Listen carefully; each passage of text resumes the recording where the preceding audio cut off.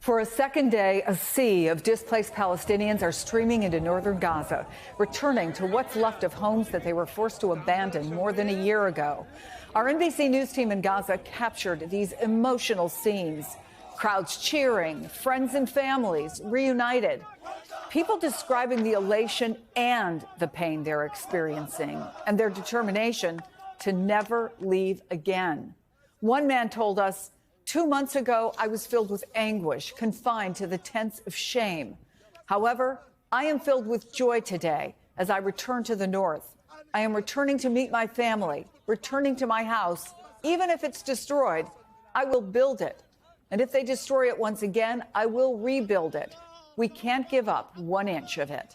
Joining us now from Rafah in southern Gaza is UNICEF spokesman Jonathan Cricks. Thanks so much for joining us. And I just would like to ask you broadly what your experience is over these last 24, 48 hours there on the ground in Gaza. What are you seeing and hearing?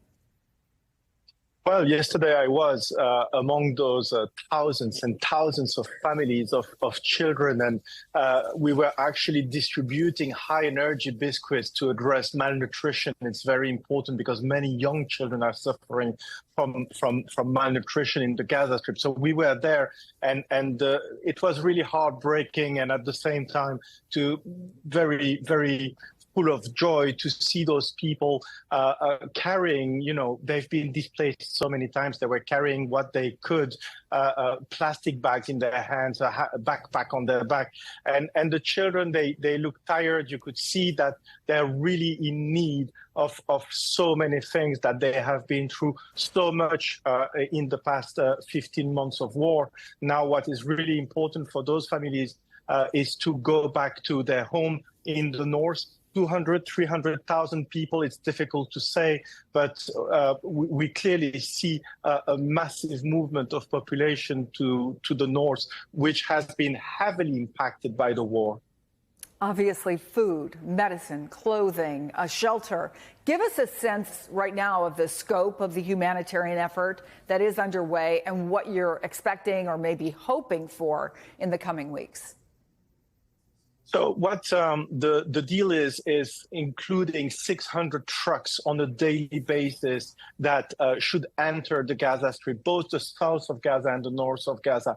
What UNICEF has been doing in the past week is bringing more than 350 trucks with tarpaulins, with winter clothes, with hygiene kits. Hygiene is a major challenge here in the Gaza Strip, and medical supplies. So we have been bringing this, and it's extremely important that this ceasefire lasts, because this ceasefire is bringing, at least finally, is bringing humanitarian aid at scale in Gaza. And it's also seeing the release of the hostages who can finally be reunited with their families. So it's extremely important that all parties are respecting this ceasefire and for it to be paving the way for a lasting peace here. I can only imagine that even with the ceasefire, the job ahead is daunting. It's one thing to get aid into Gaza. It's another to distribute it efficiently, to get it to the people who need it most.